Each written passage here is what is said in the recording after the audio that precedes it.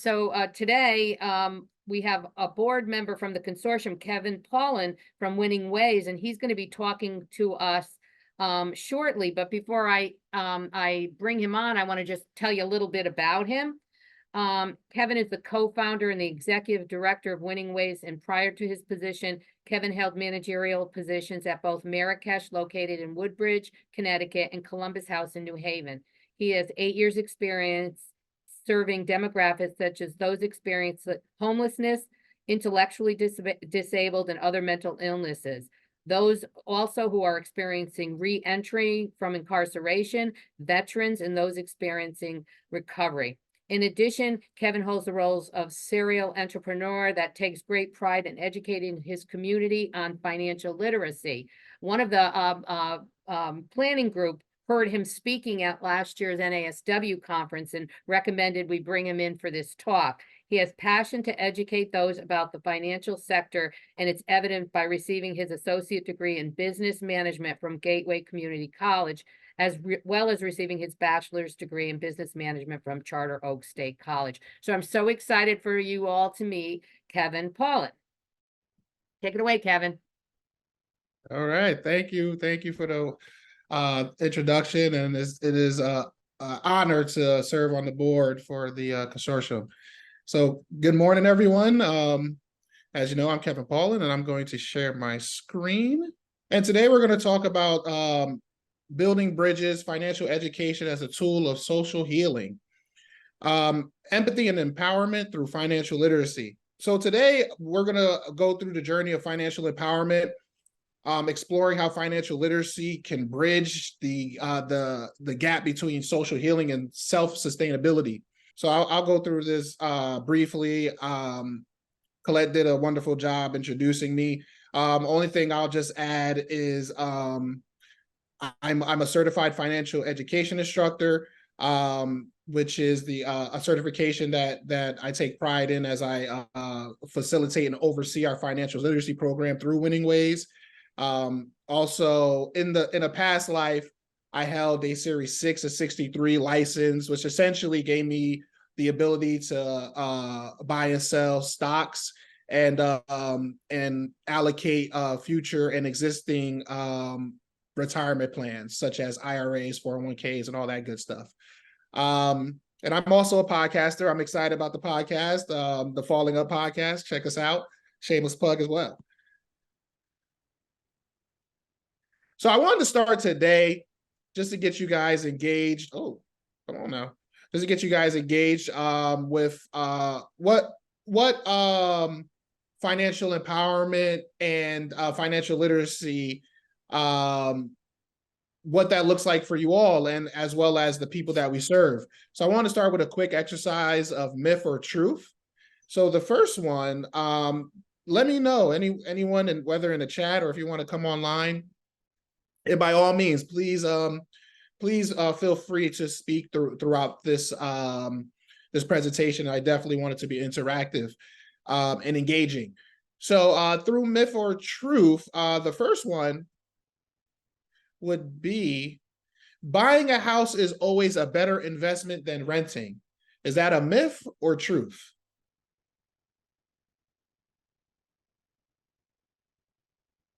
Not everybody all at once now.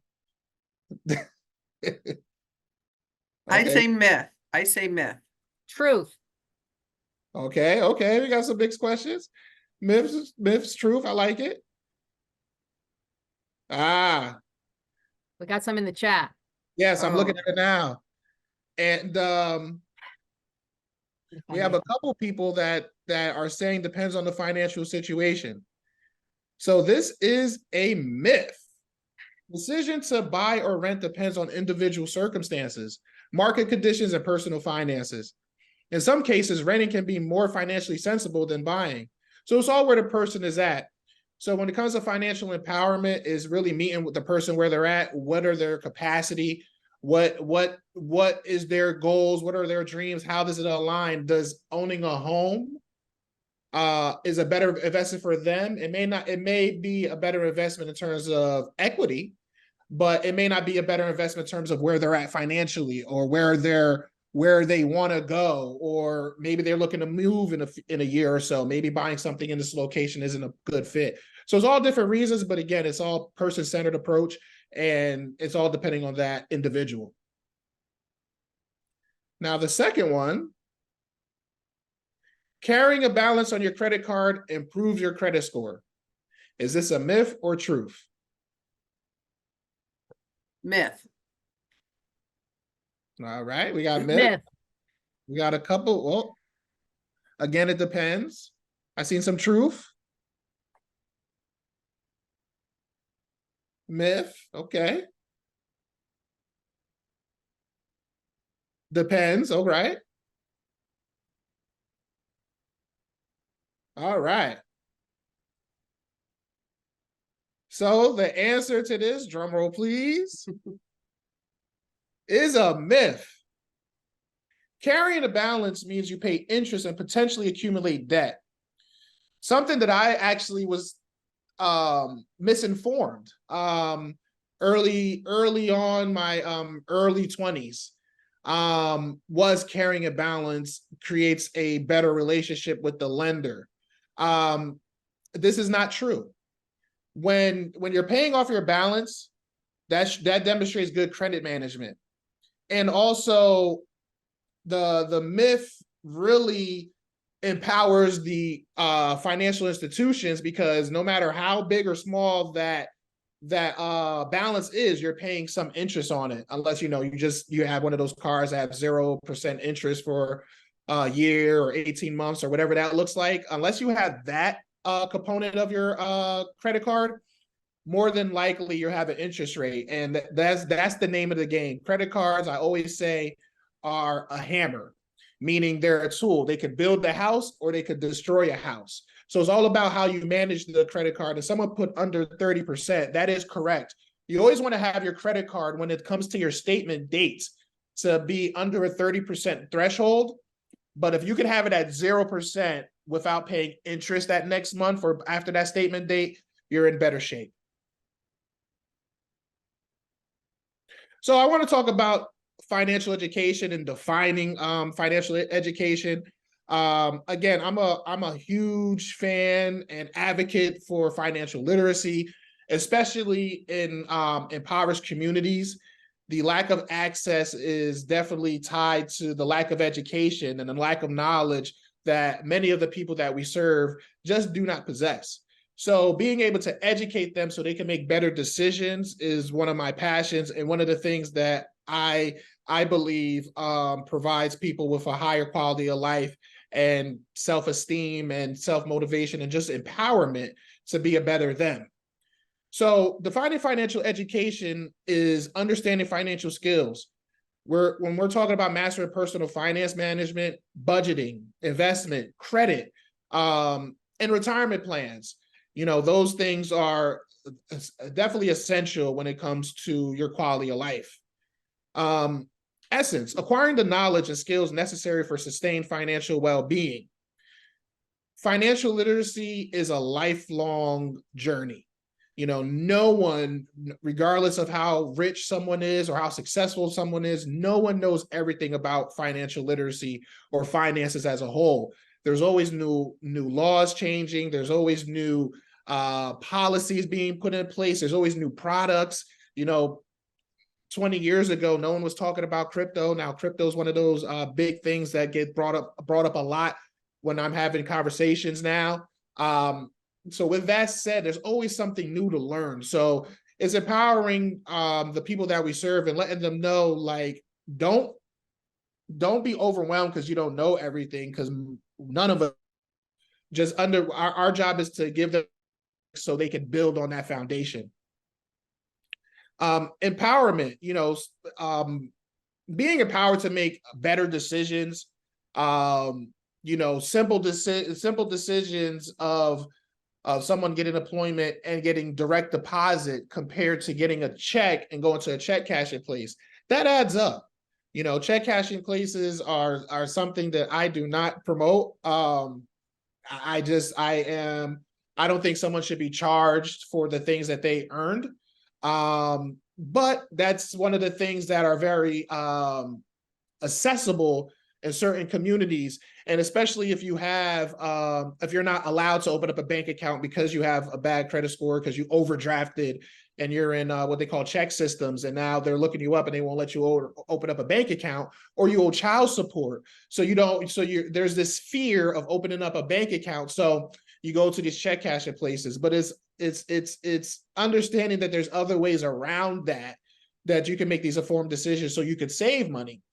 And it helps promote independence and self-worth.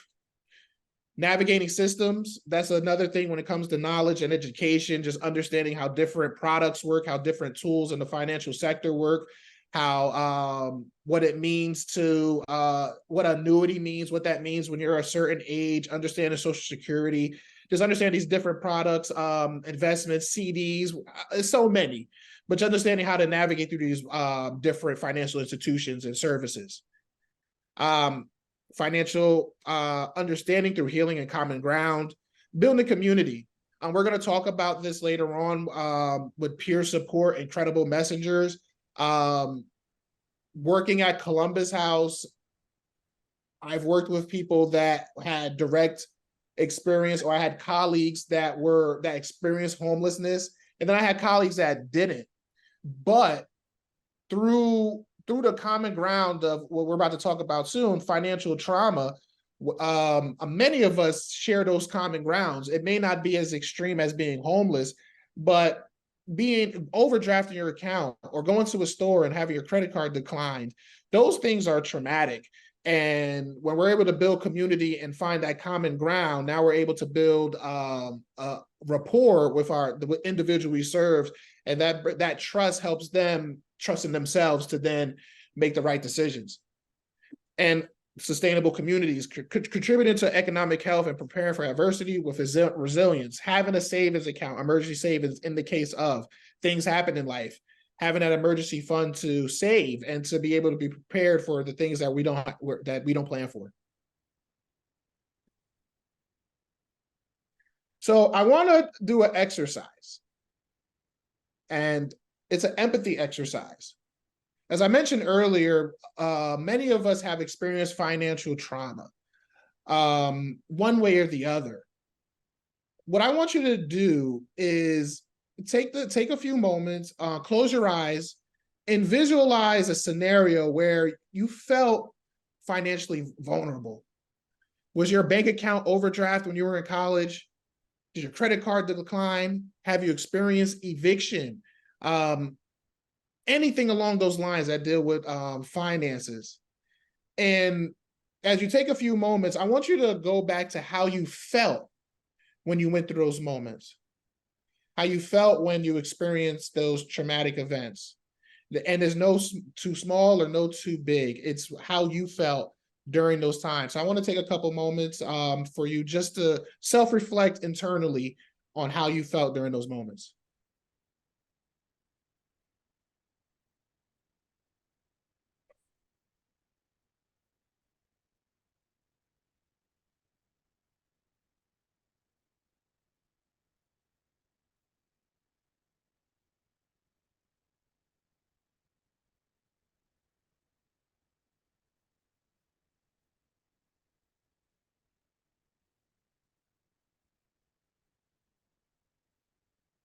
All right.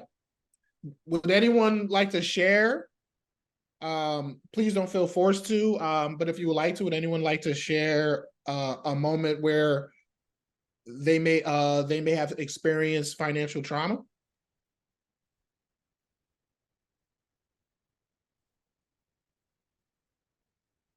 Yeah, absolutely. 100%, Allison. Anxiety, fear, depression, all those things, all at once. It all happens at once. Absolutely. For me, just to be transparent, I went through financial trauma to the extreme extent of being homeless. There was a time where I didn't have a place to live, and I was couch surfing, and even at times outside all night because I didn't have a place to go. And as Oh, thank you for sharing, ladies.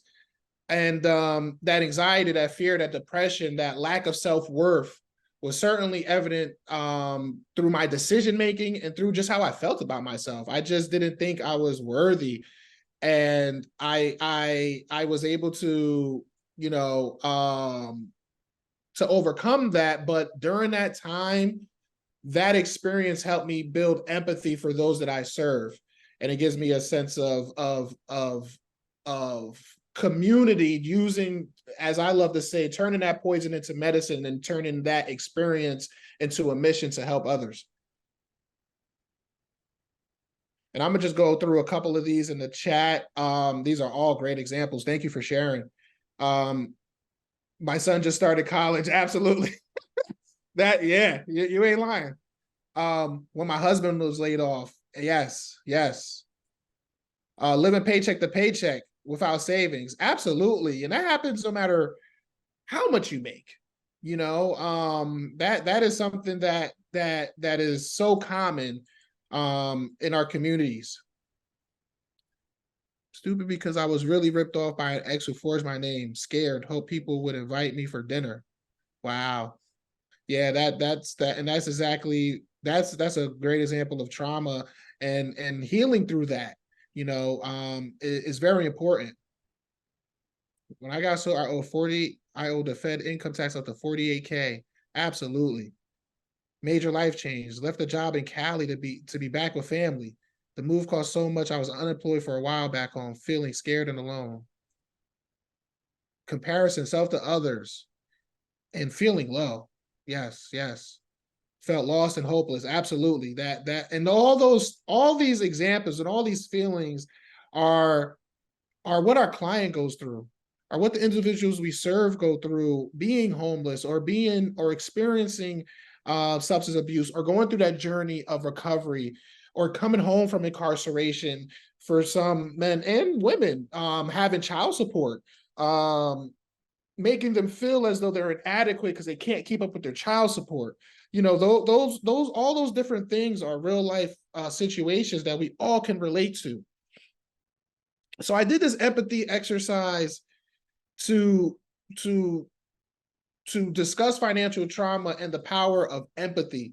You know, financial trauma is an emotional wounding that happens as a direct result of something to do specifically with money. And all the examples that we just went about are all great examples of financial trauma. And with that is understanding that financial trauma is beyond money, acknowledging deep-seated history, personal narratives behind financial trauma, understanding redlining and systematic oppression that happen in communities all over this country.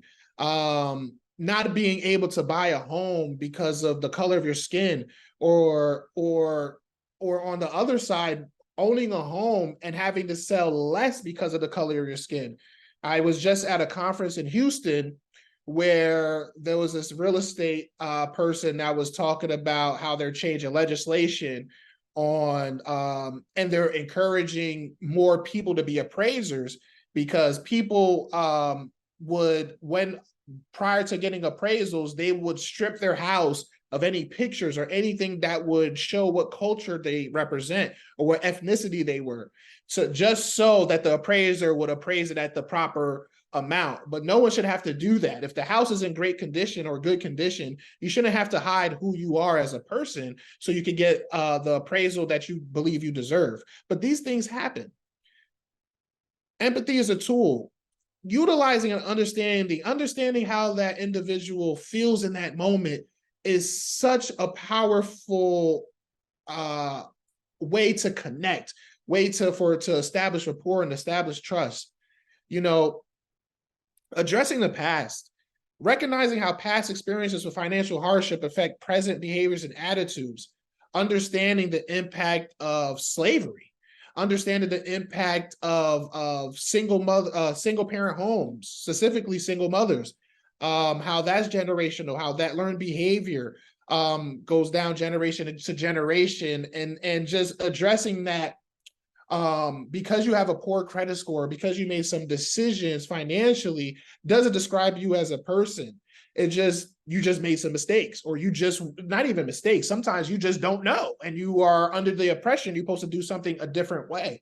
And that doesn't describe your character, that just describes an event that happened, and how can we build on that and improve that and move forward.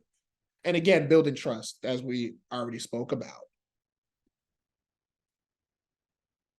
So I'll go through this briefly, empathy in action. I think I touched on this just now, demonstrating empathy, active listening. I think, giving full attention, acknowledging, and I know you all on this call are amazing at what you do. And I know this is one of the foundational skills that we have when working with clients, but it's just making sure that we do that, making sure that our clients feel heard, and not judged. That active listening, that compassionate service is so important when we're talking about empowering the people that we work with, motivating them to be self-sufficient and to change the way they think about themselves and about finances, and understanding the backgrounds. As I mentioned, a few different past situations or events, like redlining, systematic oppression, mortgage discrimination. All these things play a role in how people think.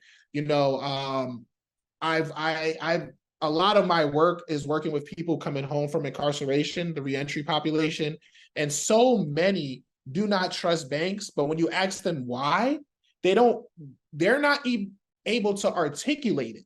They just know that they were told when they were young that putting your money in a shoebox is safer than putting it in a bank.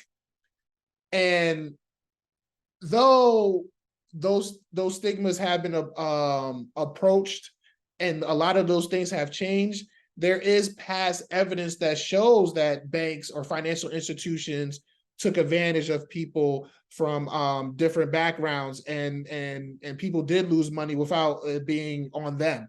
So there is reasons, and there are things that happened in the past that create these decisions that people don't even know why, but they know not to trust them. So it's understand those backgrounds and giving them that grace to do what they have been doing, and then empowering them to look at other options to empower themselves.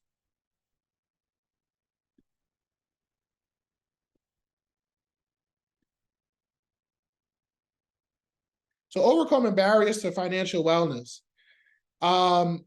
There's so many when we're talking about anyone. I think from poverty to upper middle class, there's always an obstacle to get to, well, not always, but a lot of times there's obstacles that stand in our way to getting to that next level or to that next step that we may want to go. But specifically talking about the people that we serve, again, recognizing these obstacles is a great way to build rapport, and a great way to create a safe environment when someone doesn't feel like it's on them because of past decisions that may be haunting them now on their credit report, or as someone mentioned, someone forging their signature. Those things are very impactful when we're building rapport and building community. Service gaps. I think financial education, I am biased. I have no problem to admit that, but I do think that financial education, financial literacy isn't taught enough, regardless of what age or what stage that people are in. I've met with organizations, and I won't say organizations' names, but I've met with organizations in the state of Connecticut looking to provide financial services or financial literacy classes to clients, and they flat out told me, I don't think they would understand that. I think that might be too advanced for them. And I think that having that mindset is where foundationally is a huge problem. Regardless of where you're at, when you're in this community or when you're living in this country, having the bare minimum of financial literacy is a big difference in the quality of life. And to say that someone wouldn't understand or don't even survey them to see if they even want it, I think does a disservice for them. So I think having financial education, financial literacy, financial empowerment as a part of education, as a part of services, is a huge step towards raising the level of quality of life of the people we serve. Thank you all for putting please keep putting into the comment into the chat section, putting your comments in there. I appreciate it. I definitely am grateful for the engagement. And Sharon said, I believe it should be taught in every grade, starting at 6th grade until associate's degree, especially in underserved communities. Absolutely. I second that. I really think access is directly tied to education. And when we're not providing the education, now we're denying the access. So absolutely, I'm with you. Scarcity versus abundance, understanding how limited resources influence financial perceptions and decisions.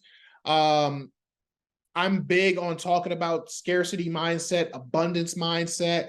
Both are a lot of times are influenced by both nature and nurture. I'm going back to college, I'm going to the psych classes, but having those understanding that it's not a right or wrong thing to have a scarcity mindset or abundance mindset, but just seeing where people are at, to recognize where they're at and giving them other avenues to explore to that what may help them lean towards an abundant mindset.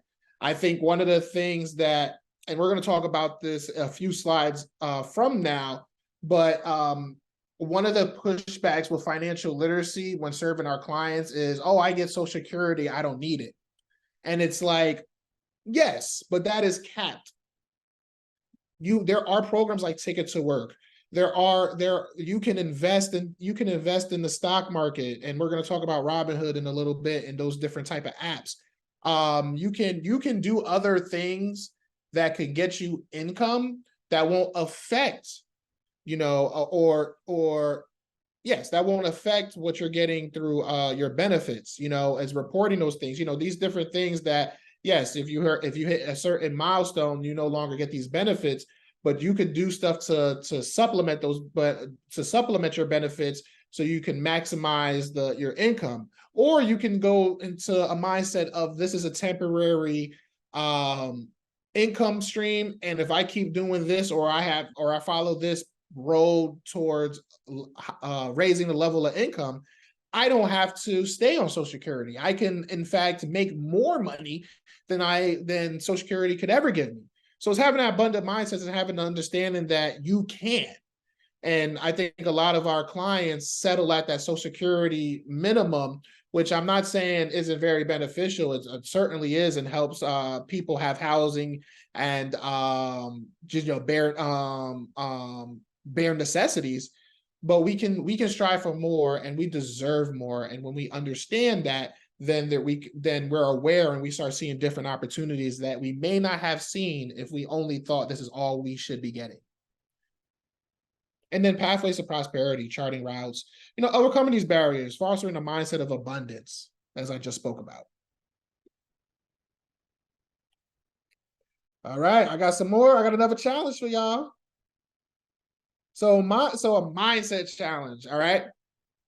So I want you to take a few moments to think of a recent financial decision.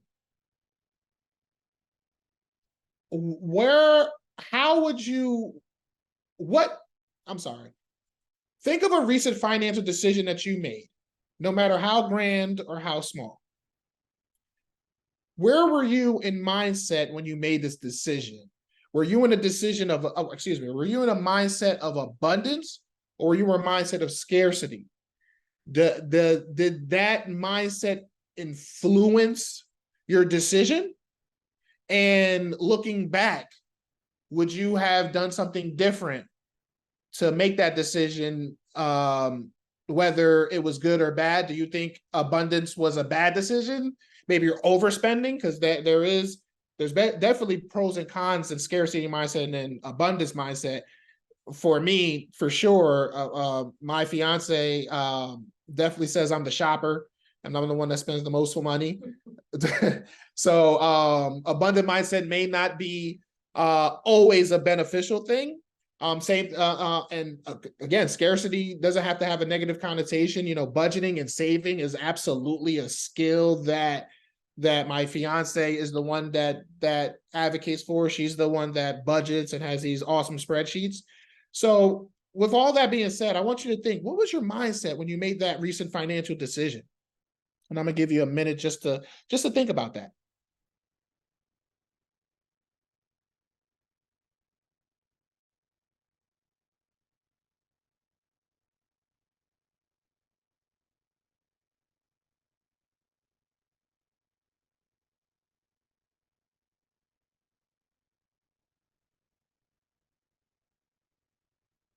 Yeah, that's right. Need versus want. I'm gonna scroll up a little bit because I think I missed some comments while y'all are thinking of that. I have a separate savings account my husband doesn't know about because I'm scared that if we ever separate, I will be okay for a few months without his income. Yeah, that's real life. I've seen I've seen a family member family members that got a divorce, and well, they didn't get a divorce technically, they just separated, but one person paid all the bills and didn't save while the other one did. And when they separated, the person that paid all the bills really struggled financially, not in the moment, but just struggled about retirement and that how that went. So I get it. I get it.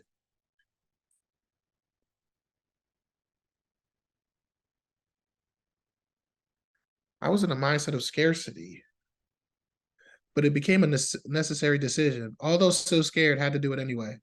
Understandable. Yes, yes. With holiday spending, I feel like I am in both mindsets. Abundance because I want my children to feel special on Christmas, but also scarcity because I shop around for the best deals and only buy things on sale. I think that's a thank you for that, Nicole. I think that's a great example of that balance of scarcity and abundance. You know, seeing your kids unwrapping those gifts is what better feeling is that, just to see their smiles on that morning, but also keeping it within budget. So January, does it get rough? So absolutely. Scarcity transferred money to savings account. Was in an abundance mindset. Amazon Amazon is the devil. Yeah.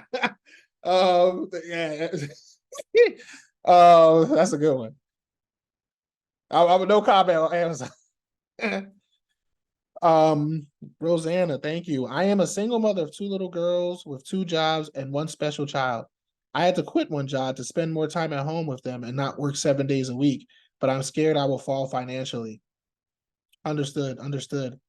And I think that's where budgeting comes in. And being creative with income.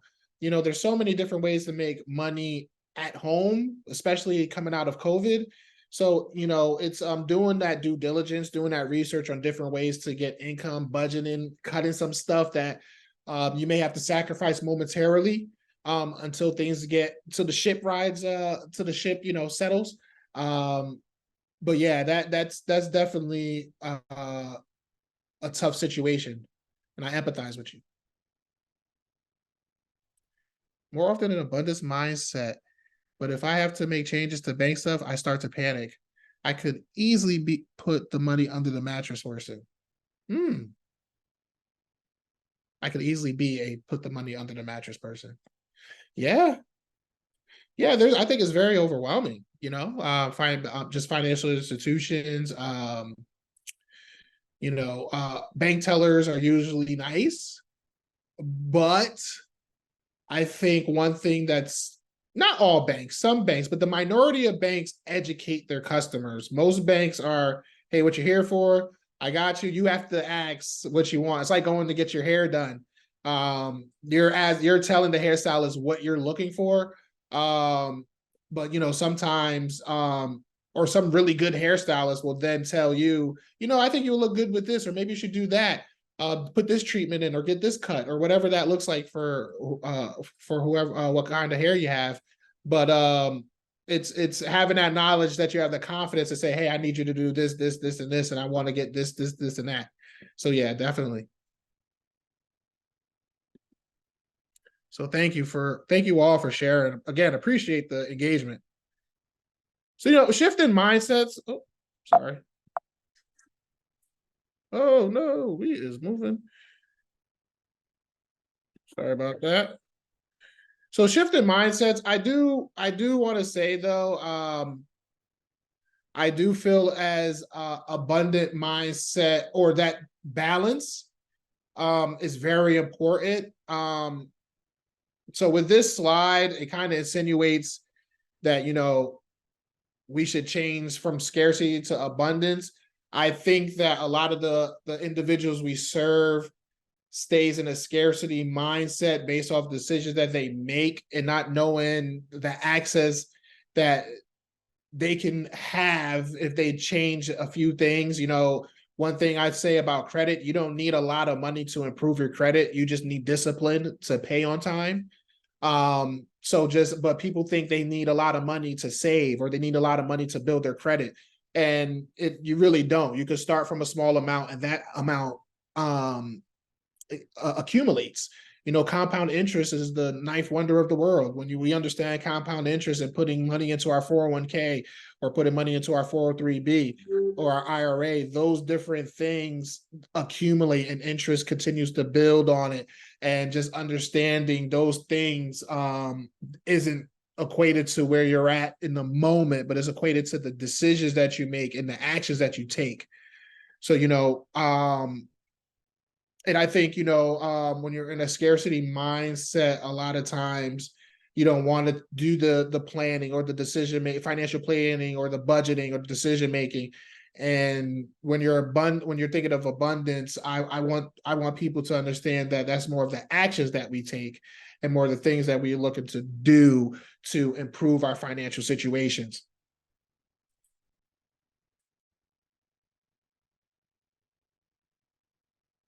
So I alluded to this earlier. Leveraging lived experience and credible messengers and peer support. Credible messengers, as I mentioned before, as I shared, I have experienced homelessness. So working at Columbus House all the years I worked there, building a rapport, or saying, hey, I know what you've been through, definitely was advantageous. Definitely helped me provide services to the best of my ability, and really build rapport, and really empower people while I worked there for those 6 years. However, this comes back to our our empathy exercise. No matter how, and I'm saying this in quotations, big or small your financial trauma may have been, financial trauma is financial trauma, right? So sorry about that. We're able to, we're able to relate, we're able to empathize, to understand what that person is going through. And we may have not been in a shelter, or we may have not, been experienced these different traumas, but we experienced going check to check. We've experienced making decisions, or being taken advantage of, or experienced fraud and identity theft, and all these different financial trauma events, or just having our account overdraft, or our credit card declined at the supermarket. All these things put us in that feeling of anxiety and depression and fear. And it's understanding that, knowing how that feels is such a a powerful way to build rapport and to empower someone to say, hey, if I can do it, you can do it. And I think that's where credible messengers are strength is at. But again, sometimes I don't want it to make it seem like, you have to have been homeless to work at Columbus House. No, not at all. It's just understanding that, tapping into yourself and reflecting through the things you've been through can build this powerful tool of empathy. So, peer support dynamics, again, credible messengers, people that have been through it. I think those having those pieces in these programs are so advantageous. One of the things that I do, because again, we work with different populations. Our first and main population is reentry, but we also work with recovery, at-risk youth, and underserved communities at Winning Ways. And I've been blessed to be able to hire people that have financial backgrounds that may have not experienced incarceration. And then I've had people that I've been able to hire that have been incarcerated. So having that credible messenger and having that person that has the financial experience and meshing them together in one class creates this dynamic of getting the best of both worlds and really trying to maximize our impact when we're working with our individuals. So, just understanding that both sides are very valuable. And when you're able to pull them together, sky's the limit when we're talking about empowerment and being able to make impact.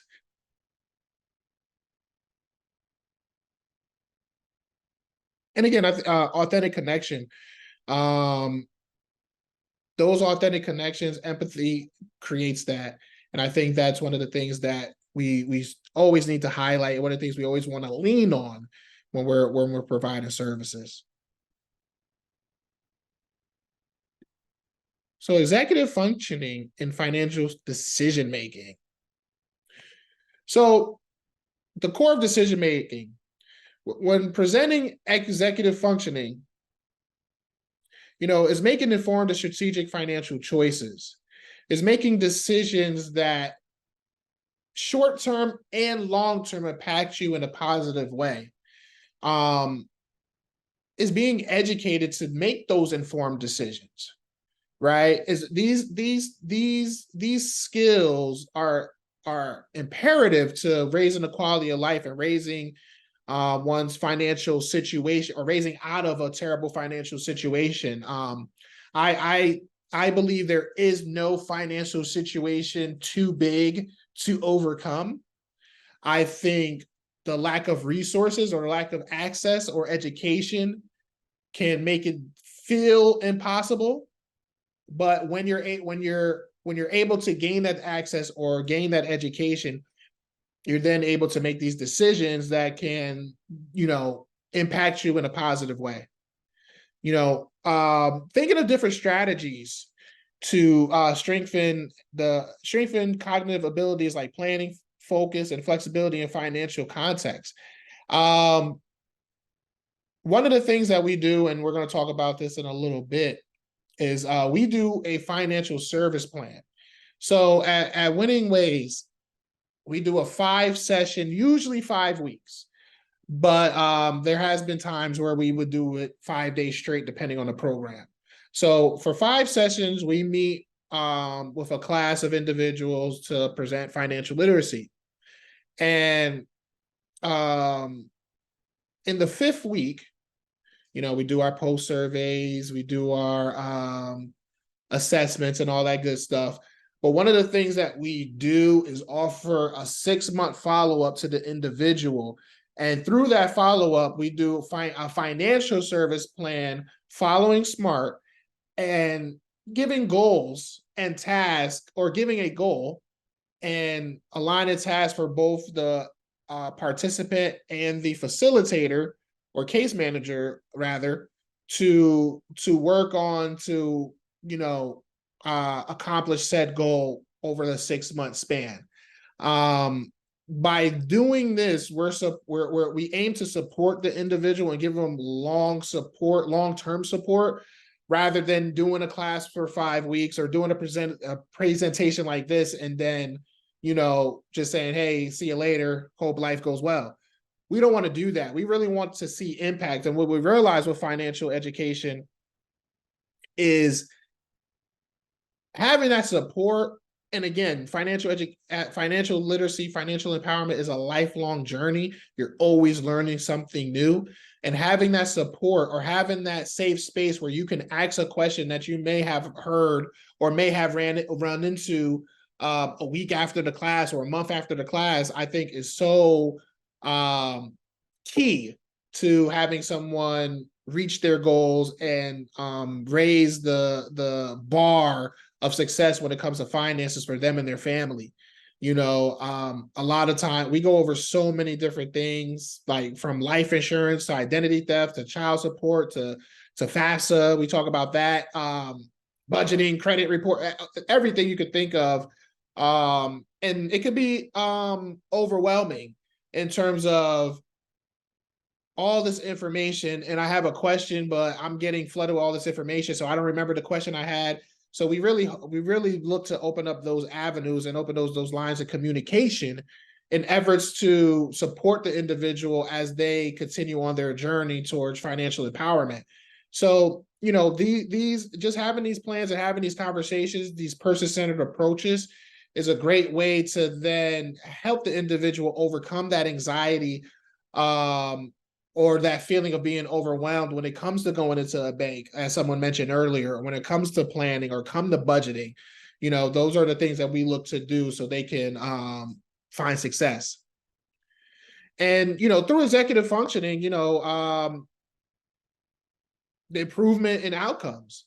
One of our things that, and I'll say this because it is what funders do like to see this accomplished, but I've been given a little bit of pushback, and that's opening bank accounts.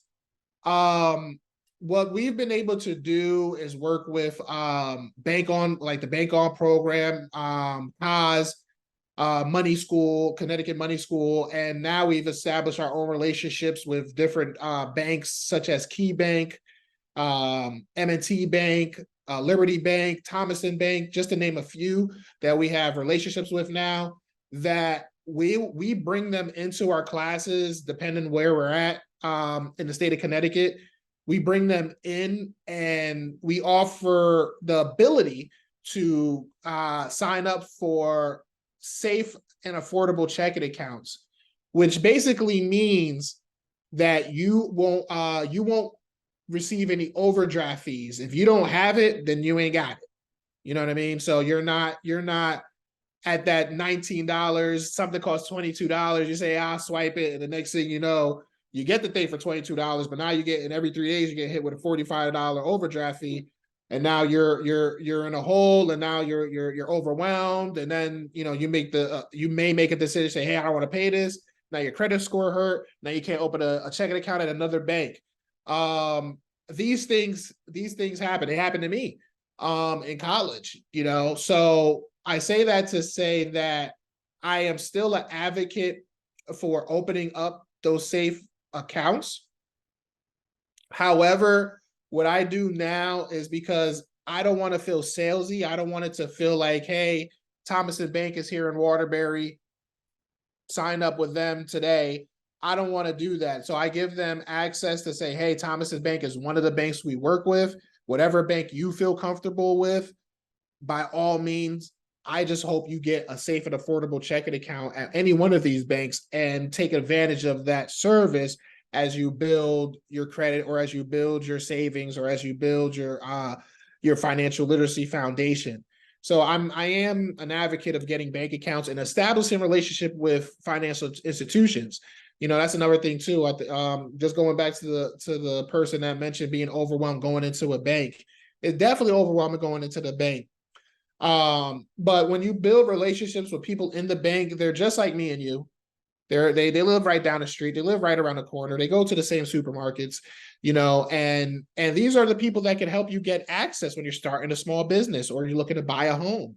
Or you're looking to, save some money in a CD. You got a lump sum of money from Social Security. You got a back payment from Social Security. Is a big lump sum of money. You're not sure what you want to do with it. Hey, let me put this X amount of dollars into this CD for 6 months as I decide what's my next plan of action. So not only am I earning interest, I'm not have the pressure of this money burning in my pocket, right? So, just understanding those relationships, building these rapport, it starts with opening up a checking account.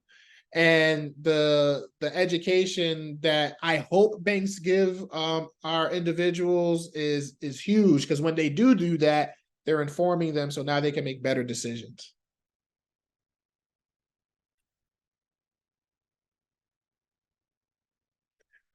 All right, so I know I mentioned SMART.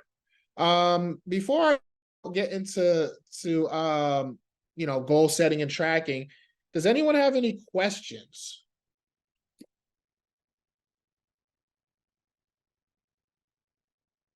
I had a question about the classes that you were talking about. So for people in the area where your agency is located, are they able to sign people up for these courses? And how would is that something that's open to folks that are on the call? So at the moment, no, unfortunately, and that's the thing that we're looking to do, or that we are doing. We're going for more funding through grants and fundraising to open it up to more people.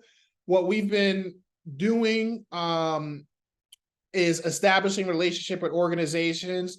Like, for example, speaking of New Haven, we work with Emerge, CT, we have an MOU with Project More.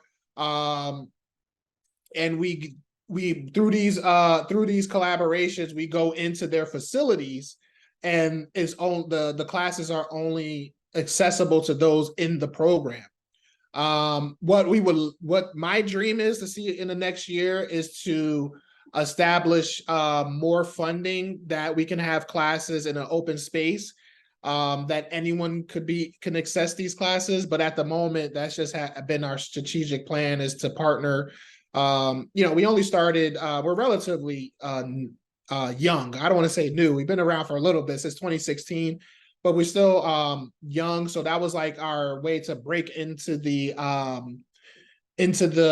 nonprofit sector, was to build these relationships and then leverage those MOUs to get funding.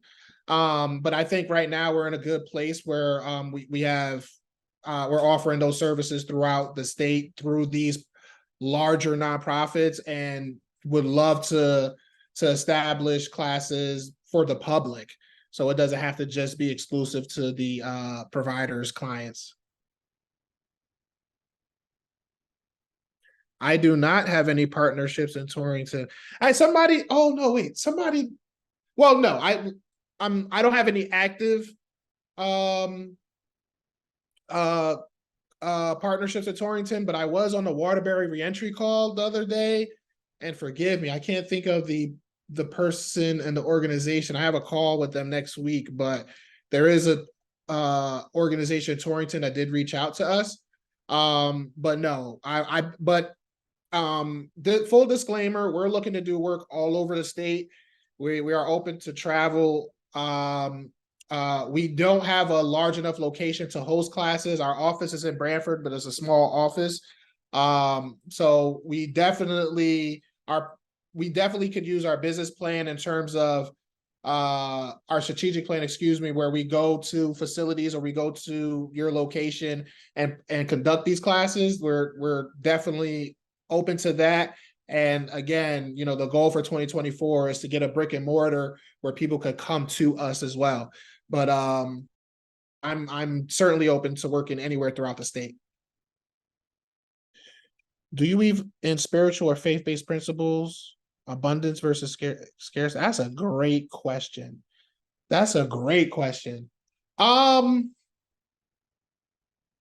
Specifically, no, in the sense of I don't lean towards any religion or spiritual, how can I say this, or spiritual like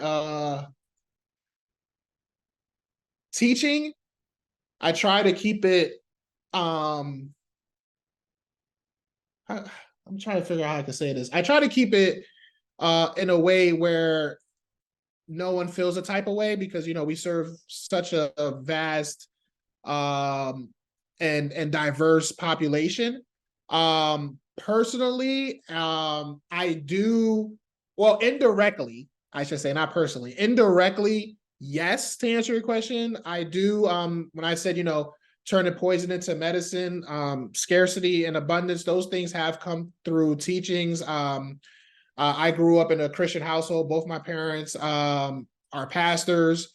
So I come from a family of philanthropy and giving in the community. That's all I know.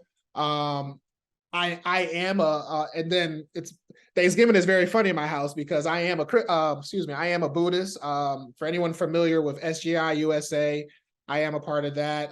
There's a center across from Gateway in downtown New Haven. So, again, turning poison into medicine, I heard that first when I first was introduced to Buddhism.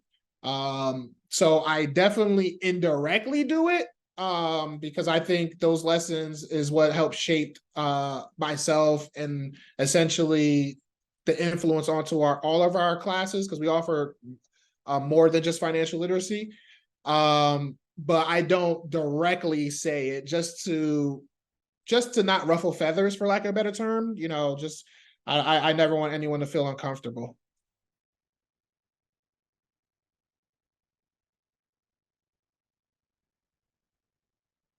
All right. Thank you for those questions. So navigating success. I'm gonna go through this briefly, just based off of the audience and what I've already spoken about, SMART, goal setting and tracking. I'm sure you all understand what that is and what that looks like. But again, through our financial service plan and in essence, any service plan, that SMART goal setting and tracking is vital to creating a plan, to creating a budget. So for us, we really meet the person where they're at, and we say, hey, what are you looking to do in 6 months? Sometimes it's as simple as starting a bank account, which, hopefully we could do in less than 6 months. Or it could be from, starting a small business, buying a house, getting a car. We really, one thing I stress, we do have a workforce development program called EYE, Elevate Your Employment, where it's a career mapping course helping people, find their passion and aligning it to a career. So I say that to say that I do wear an employment hat at times. Most of my time at Columbus House, I was doing employment services. And I really, when we're doing a financial service plan, I really stress to the staff that I have is to where we don't do employment when it comes to this. We don't do housing. There's other entities that do.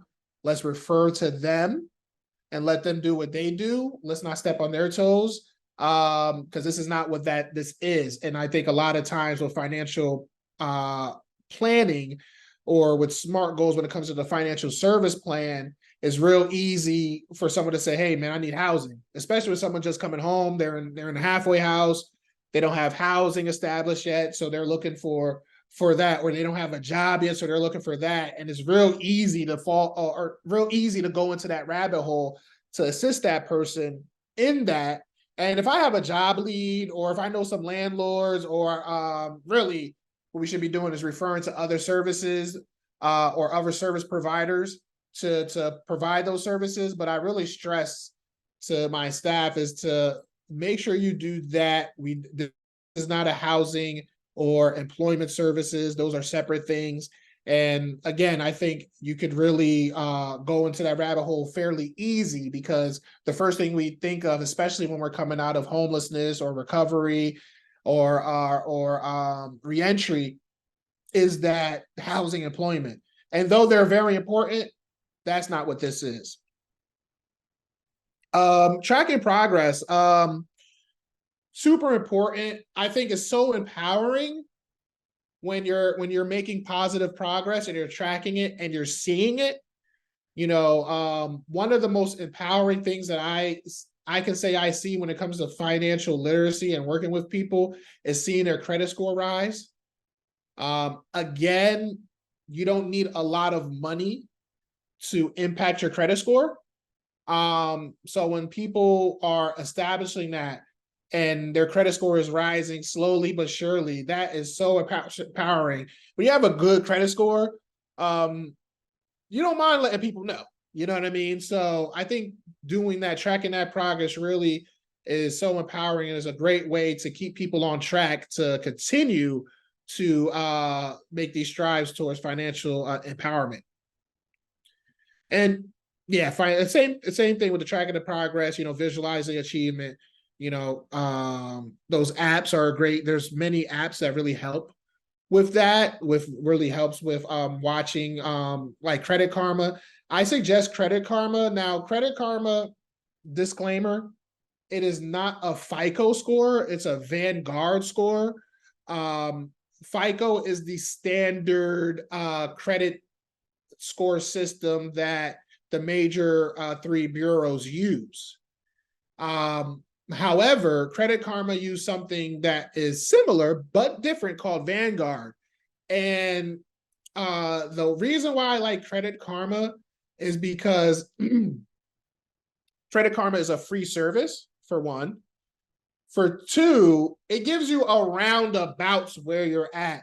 Yes, if you pull up your FICO score and your Vanguard score may be a little higher, or your FICO score may be a little higher, but it's around the same area. So at least you get an idea. And it also helps you see debt that you may have had or have. You may see defaulted utility bill, which is one of those things that really hold impact, that really, hurts credit scores. Seeing those debts that you may have defaulted on is necessary in creating that plan to eliminate debt, to pay down debt. So I definitely like to use Credit Karma. They also have Mint, which relies on FICO, which essentially does the same thing. But these different apps, it's all preference, but me personally, I recommend Credit Karma just because I've had success signing people up. It's free and it's a great way to see where you're at.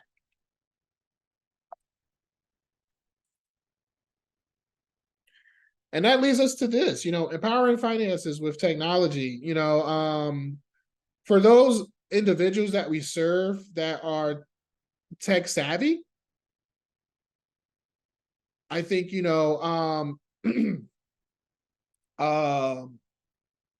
having access on your phone to do many different things through finances is an awesome tool, are tools that can be used on your journey to a financial empowerment. So here's a few. I actually looked this up the other night. I wish I put this on a slide, but I could always share these platforms. But I have them here. So I mentioned before Mint. Mint also helps you with budgeting, tracking your expenses, which you could actually connect your bank account to through Mint to see the things that you buy, your income, expenses, and setting financial goals.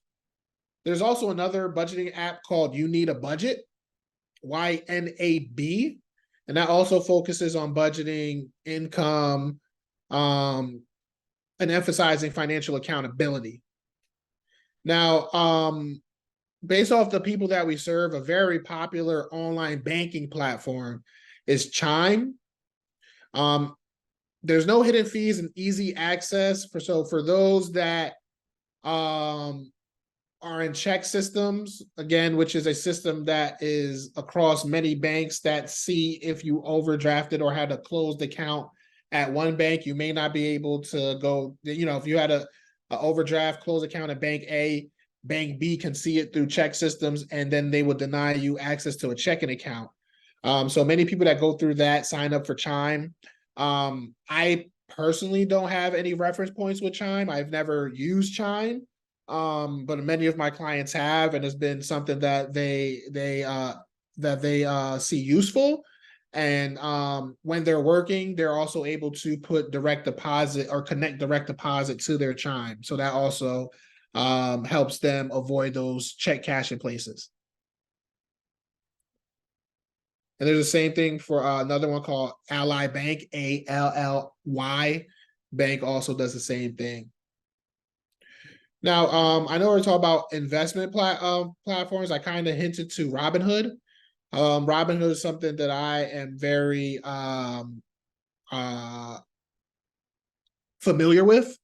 I've had Robinhood for many years now, and it's pretty good. I think it's a very user-friendly app, and you can take and I don't like to say small amount, but in context, you can take a few dollars, a small amount of money, and invest into the stock market. Robinhood a few years ago got into crypto. You can invest into crypto, Bitcoin, things like that, and I think it's one of those things that I am a big advocate for, because back to teaching financial education or literacy to not only adults but to youth. I think youth has a greater grasp on technology and an understanding how the stock market works, and trading on the stock market, becoming a daily trader, whether you're a full-time daily trader or someone that does it in passing.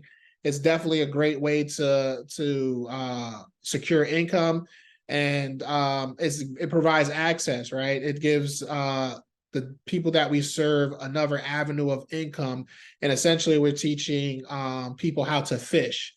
I always say, and maybe I should have said this earlier, but I don't think it applies. But I always say that me or my staff are not financial advisors. So I think that's one of the things when we're talking about Robinhood, or the next one I'm going to talk about, Acorn. We're not financial advisors. I am never going to tell someone what they should invest in. What I will do is show you the platform, show you how it works, show you the benefits, the user-friendly attributes to that app. But to tell you to invest in Bitcoin will not come out of my mouth. You ain't gonna get me on that. Tell me, I done lost all my money messing with Kev. No, not me. So, so I'm very, very cautious of that, and I think you should be as well. It's just, it's one of those things where we're just showing people the fishing rod, the bait, the reel, the line, how to cast. After that, you choose what ocean you want to go into. You choose what water you want to go into. You choose what type of fish you're looking for. But the bare minimum basics on how to is the idea when it comes to this education. Personal finance management, tools for wealth management like personal capital or Pocket Guard are very popular. And then finally, credit score monitoring with Credit Karma and Tally, Tally. All these different apps are accessible through the App Store or through the Google Store. And they're great ways to educate yourself and put some skin in the game, when we're talking investing or just saving and budgeting and planning and finding ways to cut costs. Sometimes when we're going through things or we're looking to get to a certain point, we may have to sacrifice for a time being. I don't want financial literacy to ever imply that you shouldn't enjoy life.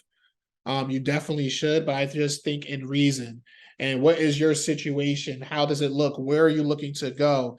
Okay, you may need to cut this out for the next 6 months. But after the 6 months and after you hit your goal, then you could bring this back into your life. So, I think those are very doable things. That discipline is definitely necessary, and that slight sacrifice for a short moment of time for impact for a long period of time.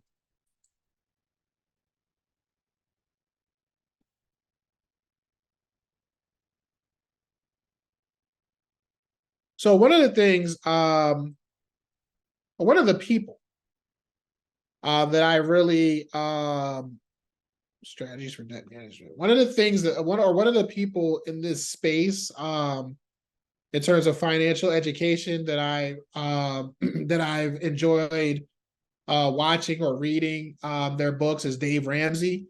I think Dave Ramsey provides a real great way to eliminate debt, which is the snowball method. Essentially, you know, either, well, for the snowball method, he takes the smaller debts first. So if you have, I don't know, 5 different sets of debt, whether it's credit card, unpaid utility bills,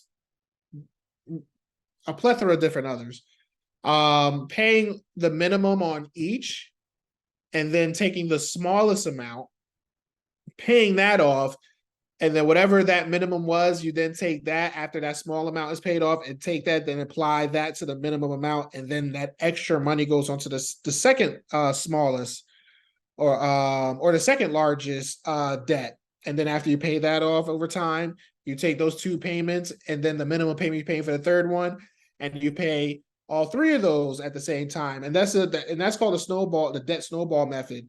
Just a way to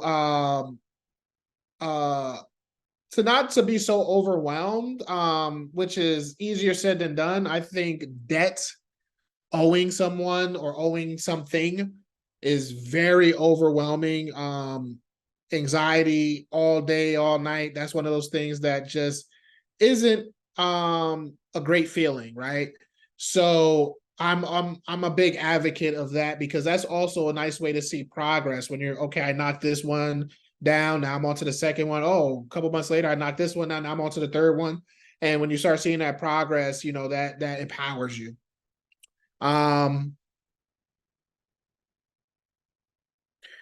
High interest debt. I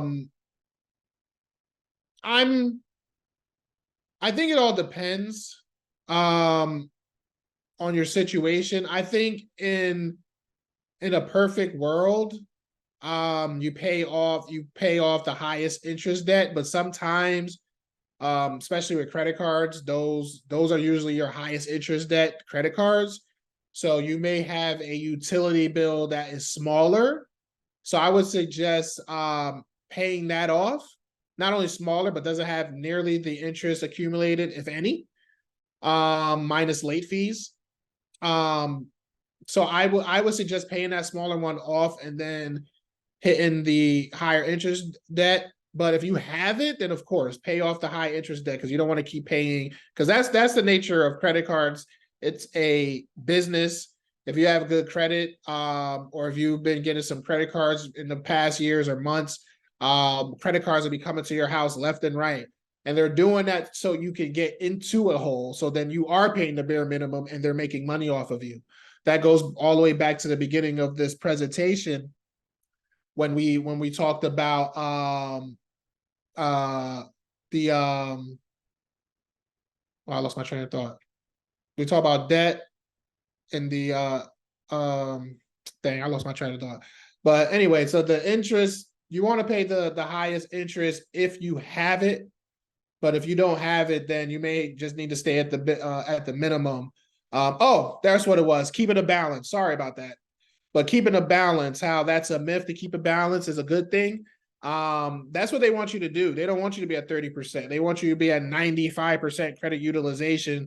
So now you're paying $300 a month for your credit card bill, and $280 of it is interest. So you're never knocking the principal down substantially. It's a business. Again, a credit card, I consider it a hammer. You could either build a house and build credit with a credit card, or you could demolish a house with a hammer or a credit card. So, you know, you want to be mindful, because those interest rates could be 20, 25%, 27%, high interest rates. And, you know, sometimes when you really break it down, was that thing you purchased worth the squeeze that you now are in? And a lot of times it isn't. Graphical debt journey. I think that's, again, back to visualization. I think when you see the progress, it's so empowering. So when you see your debt getting smaller, I think that's an awesome way to encourage and to empower and to keep stay on track. And that's in a perfect world. We deal with clients that things happen. And it's our job to provide grace. And it's also our job to encourage them. And I think when you can visually see those triumphs and those successes, that's a really good feeling. And that's a feeling that we want to instill in our clients so they can continue to move forward and to continue to be positive and continue to, see these successes and experience financial empowerment.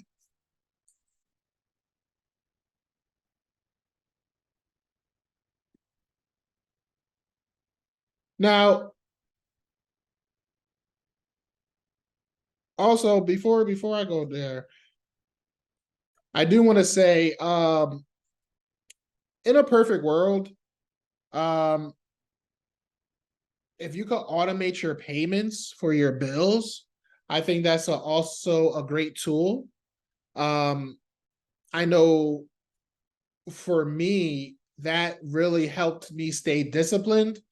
Sometimes we don't have the capacity to do it, especially when we're saying, like someone said earlier, and I definitely been there, go and check the check.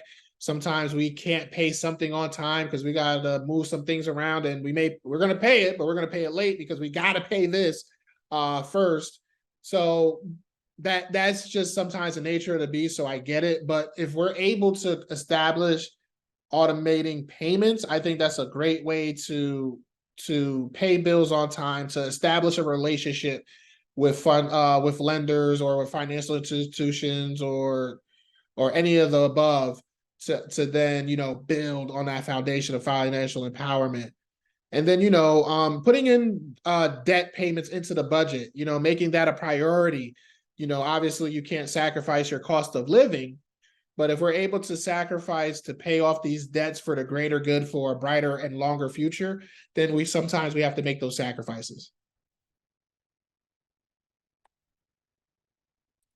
So this is the one thing that I'm also an advocate for, building a safety net, savings and emergency funds. One thing that for me, I think one of the things when working with clients is, they don't have any money right now. I get that. But for me, once you establish any income, whether that's, SSI every month, once you establish anything, pay yourself first. I think that has to be done. Because other than that, we're going to stay in the same situation. And paying yourself first doesn't have to be a lot of money. It could be a few dollars, but it's just something that go into a savings account. And again, that empowers you when you start to see that money build. I think that's something that we have to be advocates for, and understand that, okay, we're doing this budget. You get this, let's just say $800 a month, and your bills are $750. You know what I mean? $10. $10, putting $10 up every month. It may not seem like a lot, but when we start putting that $10 and we start investing in accounts that have compound interest and seeing that money increase, and then increasing the amount you put in because your income is raising, those are empowering. And I think it's very important to build on savings and emergency funds. With emergency funds, I suggest 6 months of expenses to be saved. And that could take a long time. That's not a quick thing when it comes to saving 6 months of expenses, but that's usually the rule of thumb, to save 6 months in the case of something happen. Things, we all experienced COVID. No one's seen that coming, right? So things happen in life, and having that savings, having that emergency funds is imperative to quality of life. Someone mentioned it earlier. The oh, absolutely. Have a great day. Um, Someone said it earlier that they have a separate account just in case something happens with their significant other. And that's a real thing. That's real life. And having these savings and having these things on the side could really be the difference to your quality of life if unfortunately you experience something like that. And as you see, I'm big on graphical growth and visualizing it. I think that's always a great way to show impact. And then I know we're getting short on time, so I'm gonna try to breeze through these because I know I want to leave some time for Q&A. Credit score education. I think for credit score education, it's really all right. You have a great day. I think credit score education is valuable. Understanding how credit works, understanding the 3 credit bureaus, understanding there's hundreds of credit bureaus. We just always lean towards the popular ones of TransUnion, Equifax, and it's escaping me right now. TransUnion, Equifax, and that's crazy. The other one, but the third one, those are the popular ones and the ones that most financial institutions lean towards. But there are actually a lot of smaller ones. Experian, Nicole, thank you, appreciate you. Experian, it's crazy too because I have the Experian app. I actually look at that a lot, but on my phone. But anyway, it's really good to understand credit scores, understand, the 3 C's, credit, collateral, capital, capital, the funding that you have saved, your retirement plans are considered capital, character, how do you pay your bills on time? Do you pay your bills on time? Do you carry high balances on your credit cards? Those are considered character. And then credit, how much credit or how much credit you have out there, how much how high is your credit utilization? All these things play a factor into that credit score of up to 850. So, just understanding that's a whole nother presentation, but I did want to touch base on that. And understanding that, having that education, understanding how credit scores work, understanding the 3 C's, and understanding the pie, like how long you've had your credit card, how long you've had certain accounts, paying off accounts. Sometimes when you pay off an account, your credit score actually goes down, but it will then rise back up over time because you paid that off. Not closing credit cards. You have a credit card that's been open for 10 years, you pay it off, you're like, man, I don't want this credit card no more. I get more points on this other credit card. And actually shutting that credit card actually impacts your credit because now your credit history is impacted because you just lost 10 years on this card of having a credit history. So sometimes we want to keep those open and don't spend anything on it. Cut it up. You know how to get online, the phone numbers, the information, get to them, cut it up so you're not tempted. But you keep that open, so now that reflects that you continue to have that credit history. Assessing community and government resources. I mentioned this before. I'll go through it real quick. Ticket to Work for Social Security is a great program. I know Columbus House has that program, and I know there's other entities throughout the state that have it. And introducing people to that, you could get a job, part-time job to supplement your income. And I think that goes back to abundance. Like, let's maximize how much we could get a month. Let's not just get the bare minimum. Let's maximize that to get more. And even let's think about ways to even get more than what you're getting through benefits. So then you don't even need your benefits. Let's have those conversations of abundance. roadmap, just having different resources, tax assistance. I know Kaz does that Vita program, doing taxes for free, social services, community programs like this, like Winning Ways. You're very welcome. Is also we're here for that, even so where we're at right now, we don't have it open to the public, our services. I'm always happy to take a phone call, always happy to help someone and point them in the right direction. That's what we're here for. And again, just understand it's a lifelong journey.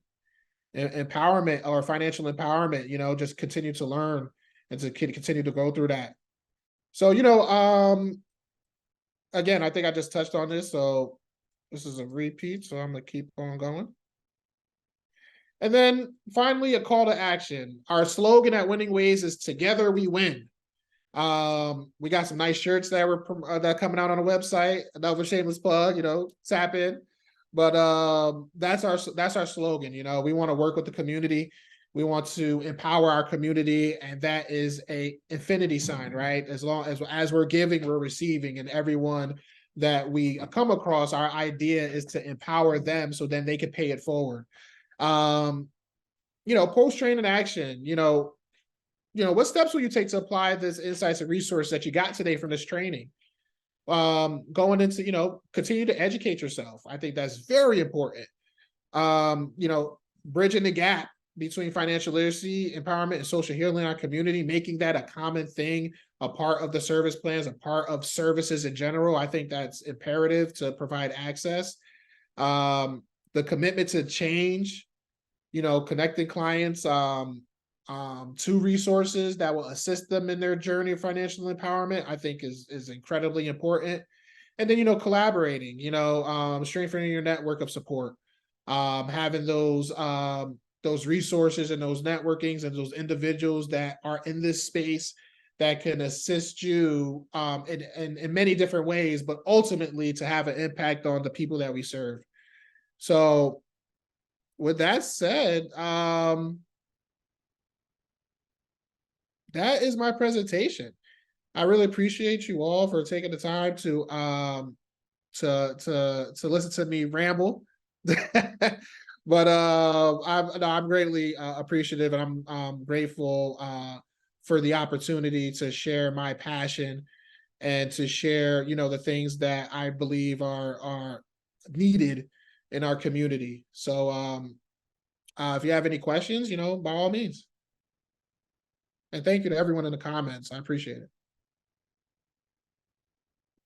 We'll take a couple questions because we still have Hillary who's going to go next. So if there are a couple questions for Kevin before we move. I want to say that it was a very powerful presentation. I was getting some emails in the background telling me, oh, we got to do more with Kevin. We've got to bring Kevin in for a couple of our other initiatives. So you sparked some interest and you shared a lot of resources. And we'll make sure your materials are available to people. Any final questions from the group? Oh, Hillary has her hand up. Hillary, would you like to make a comment? Yeah, I just wanted to say how amazing that was. That was just really wonderful. I've never experienced a presentation like that before. And just like the exercises and the reflections, it just made me realize just how few spaces there are where people can be very open and honest about their financial situations and the challenges that they've had, and just how profound that was, a conversation. And then all of the information you provided was really wonderful. So thank you. Thank you. Thank you. I'm very grateful for this opportunity, and everyone in the comments. Thank you, Hillary, Colette, as always. I appreciate you, and Sheila. Just thank you. This is my passion. It's my life. This is what I do. So to do this is surreal and appreciative. It never gets old. I'll tell you that. It never gets old. So thank you. You're getting a lot of love in the chat box. So I think people were very, very pleased with how this went. And I want to once again, thank you. Thank you for joining us. Thank you for sharing your knowledge and your insight. And it was just a wonderful presentation. So thank you, Kevin. Thank you. I'm gonna now introduce Hillary, because when we're getting ready for the holidays, as I started at the beginning, we all need to make sure we're taking care of us. So I'm so excited to introduce Hillary. here. Now I don't know. You think I know how to say your last name? Rudner? Rudenauer. It's a Rudenauer. mouthful. There you go. It was easier than it looked. I think a lot of folks do know Hillary. I know I do, and she is a teacher of mine. I've taken Reiki classes with her, but she is a Reiki master teacher, certified postpartum doula, 500-hour Kripalu yoga teacher, and owner of The Mindful Mama. She has worked at the intersection of mental health and holistic healing for over a decade. Hillary combines her lived experience as a trauma survivor with her professional training and expertise to inform and enrich her sessions, classes, and training. She is grateful for every opportunity to create space where authentic relating, healing, and growth can occur. Most recently, I saw her last Friday at our integrative medicine conference here at the consortium, where she was providing 15-minute sessions to Reiki to, I don't even know how many people you saw that day, but I know you saw a lot. You were at it almost all day long. So I welcome Hillary. Thank you, Colette. And Colette was busy giving Reiki all day too. It was wonderful. Yeah, thank you so much for having me. This is just such a treat. And it was just great to listen to that presentation, as I was saying. So, as Colette was mentioning, this is a time of year where stress can be really high, right? The financial burdens, like we've just been talking about, as well as the, emotional relationships, family, these kind of social engagements. And also just like the fact that the energy and the expectation of busyness and go, and the pressure to, show up places, or the pressure to provide a certain kind of experience for your kids, whatever it might be, adds a lot of stress. So it's supposed to be like the most wonderful time of the year, as the song goes. But for a lot of people, especially who do not have a community or family that they're close with, or have good relationships with, this can be a really difficult time of the year. So, Colette wanted to bring in a little piece that was just about stress reduction, and so that is what I am here for. So, a lot of us think about stress reduction practices, and it becomes something that we can kind of brush off, right? It's like, oh yeah, whatever, we've all got stress. But the reality is that our stress impacts us on every level, right? It impacts our ability to connect with others. It impacts our ability to get sleep, for our body to function properly, for us to think clearly and make good decisions, right? Stress really impacts us on every level, as it really affects our nervous system. So we're going to just do a few practices today. And of course, this is absolutely 100% totally optional. So if you already feel like, yep, nope, I don't have time in my day for stress reduction, I cannot blame you. I understand. You're more than welcome to, sit it out. But, my offering is that this could be something that helps you to, move into the rest of your day, finish out your week, feeling a little more calm and balanced, so that you can show up for the people that you serve in a better way, and for yourself, obviously, most importantly. But sometimes we have a hard time putting ourselves first.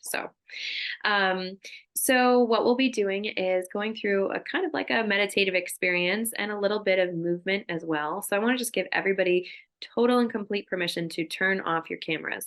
So if you feel like you will be more comfortable doing this with your camera off, I would say go ahead and turn it off right now. No one is watching you. There's nothing that you need. You don't need to. If you can see and hear me, great. And the rest of it doesn't matter. So if you're not in a space where you can engage in this because you're in your office with lots of other people or whatever, that's totally fine. Just, take it in, or choose to do something else that works for you, right? So if I'm offering movement and you're like, I can't move in my cubicle right now, then maybe do a little bit of breath work or something else that would feel soothing to you. But we're all going to start by getting as comfortable as we can. So whatever space that you are in, wherever you are, I invite you to either close your eyes or soften your gaze. Maybe just pick a neutral spot to focus your gaze on.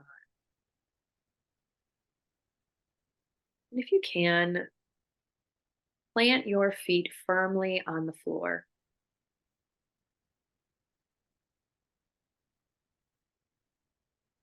And take your attention inward. So drawing your awareness away from all of the stuff that we're so used to focusing on, right? The sights, the sounds, all the stimuli around us, and instead going inward. And this might be the first time that you've done this today.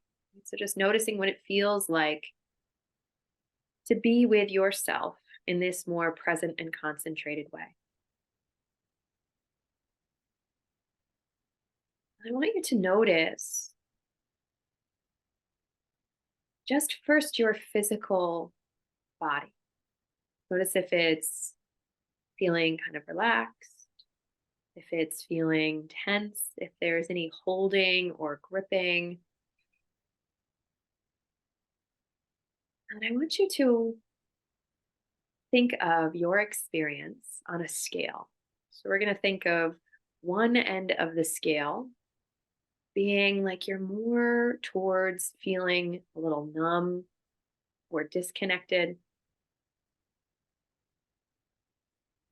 And then other end of the scale, you might feel more activated. You might feel more antsy, can't sit still. And then in the middle where that scale would be balanced, then you'd feel pretty neutral, right? You're not overly stimulated, you're not understimulated, you're not numb, you're not anxious, but you're maybe content and comfortable. So just noticing, this isn't information you're going to share with anybody else. This is just for you. Just notice where you fall, just physically. Where does your physical body fall on this line?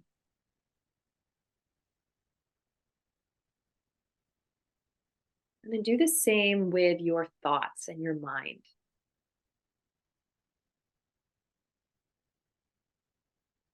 Do you tend to be more, well, just for this moment, are you more kind of disconnected, spacey, out of it, tired, sluggish, getting closer to the end of the week, right? Or are you towards the other side where your brain is going, 1,000 miles a minute and you're thinking about all of the things that you have to do and it just feels like an endless loop?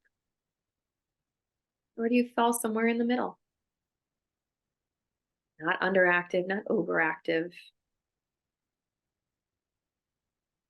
And again, this is just for you. So just noticing, where do you fall? And are your body and mind in alignment? Are they both on one end or the other, or are they on two different sides of the spectrum?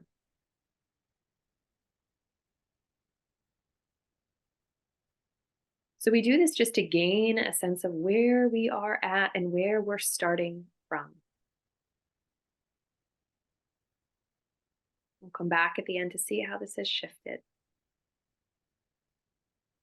So bringing your awareness all the way back down into your body if it's not there already. And just observing the rise and the fall of your breath. Noticing the way that it moves through you naturally.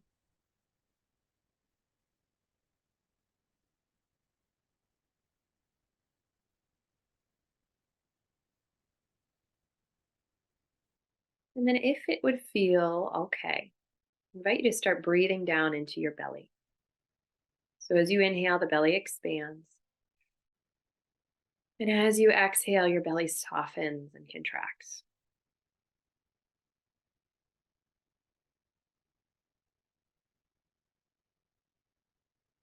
And just continuing to breathe in this way. Every inhale, the belly fills. Every exhale, your belly relaxes. On every inhale, you might hear the word soft. Every exhale, the word belly. Inhaling soft. Exhaling belly.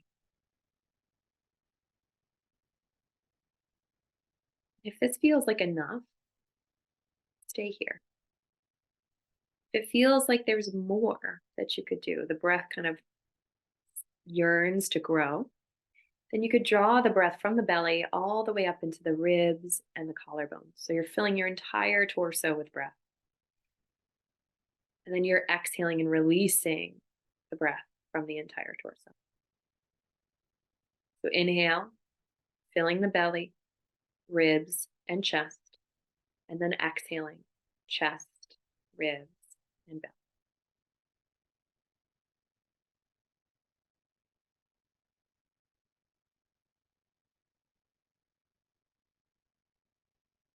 Taking a few rounds of breath in this way, and then settling into a comfortable rhythm and pace for your breath. So we don't want it to feel forced. We don't want it to feel like too much or too little, something that is full yet comfortable.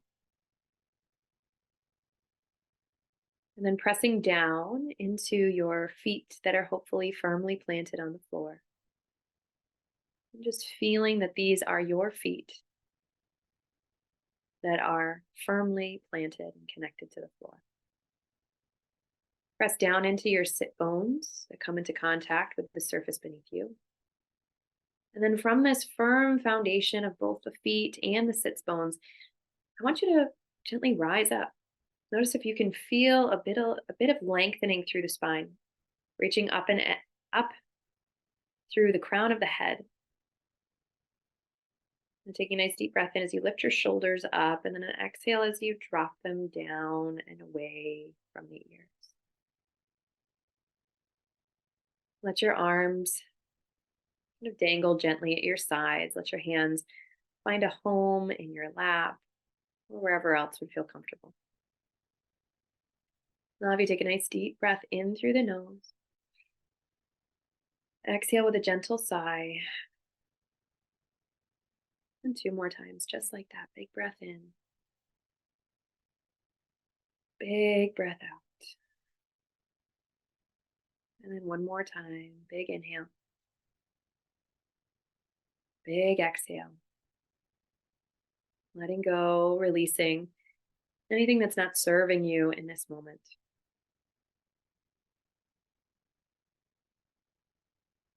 So we'll be making our way through just a few gentle stretches, as I know some of you are in spaces where you're not going to be, striking a full yoga pose here, but a lot of us, particularly as the weather gets colder, there's a lot of guarding that happens through the upper body. Our shoulders lift, and this happens with stress too.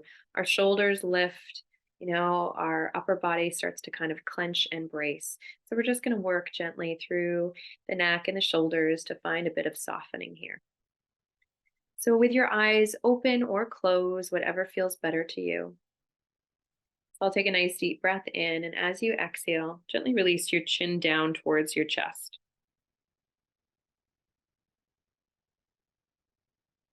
Just pause to feel the space here. And then on the next breath in, you'll draw your right ear gently over towards your right shoulder. Feel the space created through the left side of the neck. And then exhale as you gently return the chin towards the chest. And then we inhale over to the opposite side, bringing left ear to left shoulder, the right shoulder gently melt down and away. And again, just feel the space created here. And then return the chin towards the chest. And if this feels supportive, then continue in this way. Inhaling, bringing ear to shoulder. Exhaling, chin to chest. And same thing over the other side. Inhaling, ear to shoulder. And exhaling, chin to chest. And just listening to yourself as you move through this one more time on each side.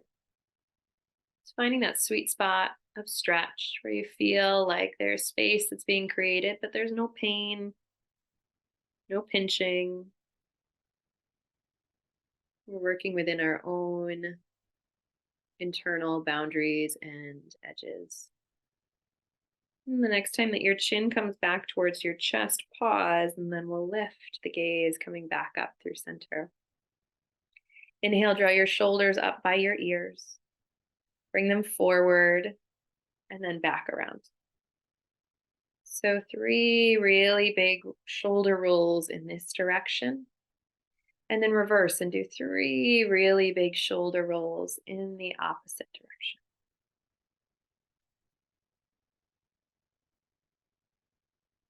And when you finish, just pause with the shoulder blades gently drawn towards one another. Lots of space across the front of the chest, and the shoulders are dropped down and away from the ears.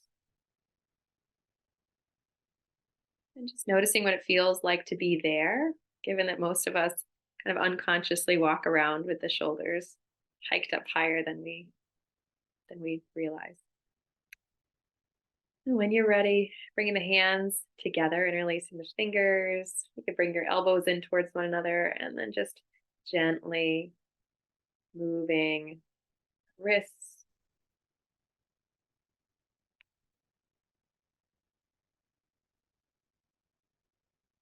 And then take a nice deep breath in, bringing that to stillness. As you exhale, you're going to press the hand out and away.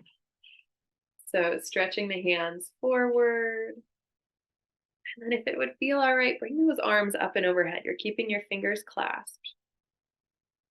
And as you exhale, float the arms all the way down and either reach and clasp your hands behind you or just reach towards the bottom legs of the chair to where the seat of the chair and the legs come together.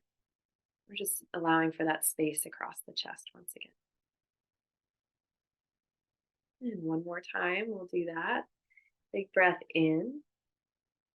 Big breath out as you press the hands out and away. Inhale, we lift the arms up and overhead.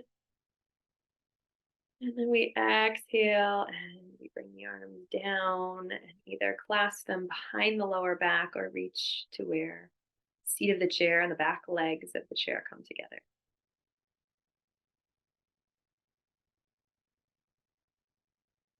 And then release. Maybe take a little shoulder roll if you need one. And again, just pause and notice what it feels like to be right there.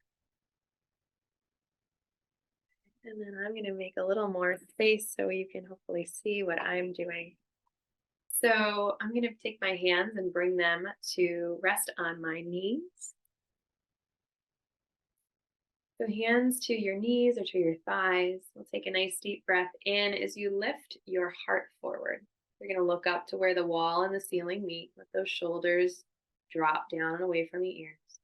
And then as you exhale, round the spine. Draw your chin towards your chest. And then inhale, lift your heart forward. And then exhale, round your spine. Right, and then coming back through center. And again, just pausing to notice what it feels like to be right here in your body right now.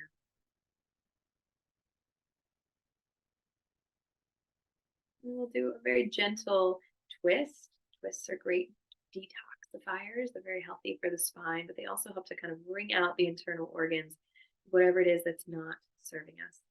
So you'll take your left hand and bring it to your right knee. Your right hand will come towards your hip. Take a deep breath in as you sit up tall. And then exhale as you gently twist towards your right. You could also bring this right hand down towards the side of the chair if that would be more comfortable. Take a deep breath in as you lift and lengthen through your spine. And a deep breath out. See if there's any more space for twisting.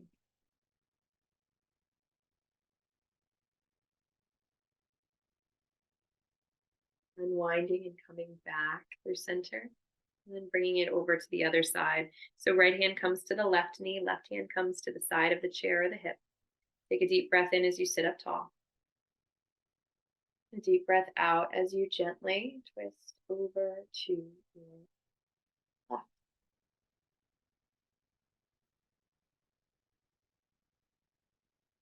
Again, taking a deep breath in as you sit up taller.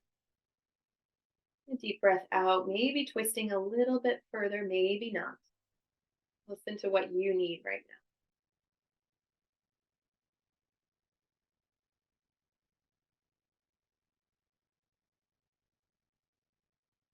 And unwinding, coming back to center when you're ready. Letting your arms gently dangle at your sides. Deep breath in. And as you exhale, I'm just going to gently let the right arm drop down towards your towards the floor, and you can bring your left arm up closer towards your armpit. And then we'll inhale, come back through center, and then exhale right on over to the other side. And you'll move with the breath, inhaling through center. Exhaling over and moving that way one more time to each side.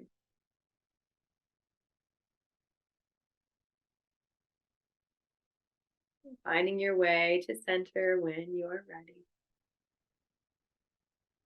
And just noticing if you found yourself to be on the physical end of the spectrum where you were feeling kind of numb or disconnected. And I'll encourage you to do just a gentle tapping now. So you'll take the hands, create gentle fists, and just start to tap up and down your arms. This helps to bring in some feedback into the physical body, just helping you to feel your physical presence, feel the boundaries of your body. You can tap on your legs as well. This is gentle, not too forceful. Now, if you found that you are on the other end of the spectrum where you're not feeling or you're feeling a little over activated or over anxious, and instead of tapping, what I'll have you do is just do a little bit of shaking. So bringing the hands, arms, the shoulders out to the sides, and just allowing for any of that excess energy to kind of leave through the fingertips, you could imagine. Good. And then when you're ready, slowly and gently bringing that to stillness. Take a nice deep breath in and a long breath out. And finally, we'll bring the hands together and just start to create a little bit of heat, a little bit of energy.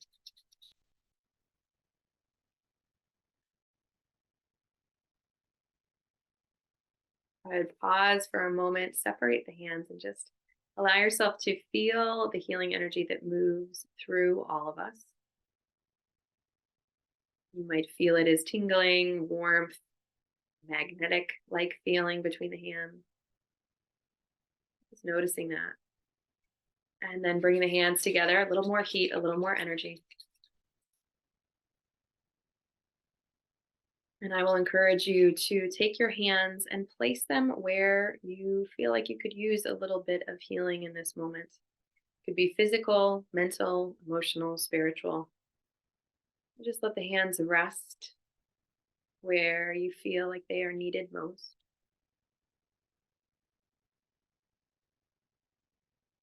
With every breath in, cultivating that healing energy, and every breath out, imagining that you could send that healing energy out through your hands, nourishing and caring for yourself, giving yourself what you need right now.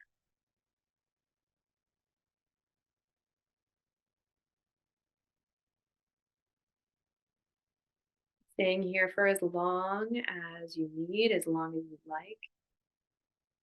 While you're here, I just want you to check back in. Coming back to that scale and noticing first physically.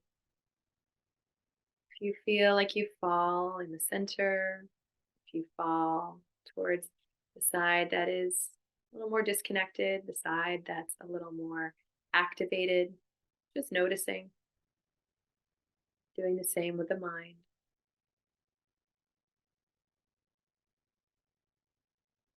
Noticing any shifts or changes.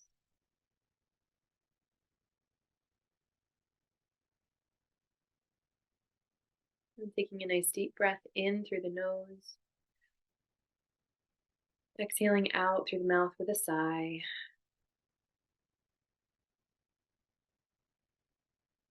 And then taking the hands, pressing them together in front of the heart.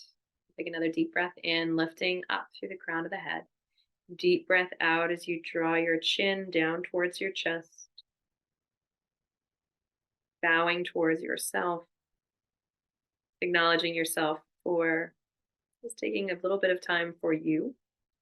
Or if you didn't, just acknowledging yourself for doing what it was that you felt like you needed to do, even if that was just sitting or watching.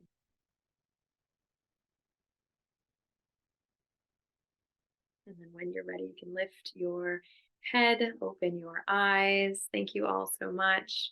Thank you, Colette, and everyone else for having me. And I wish you all a as peaceful as you can have holiday season. Thank you. That was wonderful, Hillary. I don't know about the rest of you, but boy, did that work, huh? I'm hoping some of you were able to enjoy it. We're all sending our love out to Hillary and thanking her for this wonderful day. Again, thanks for Kevin Paulin, who also shared quite a bit of his wealth knowledge with us. I don't know about the rest of you, but I learned, and I know that it's going to be useful information with the people that are in recovery that you're working with. So on behalf of Demas and Shelley, my co-chair, I want to thank everyone for being here. Shout out to Sheila, who always capturing the notes and getting all the info out to all of you. And for all of you who took the time out of this busy time of year, because we were wondering how many would be here and we hit 50 at the high point of the meeting. So you all showed up and we're really glad you're here. And we look forward to seeing you next on February 1st.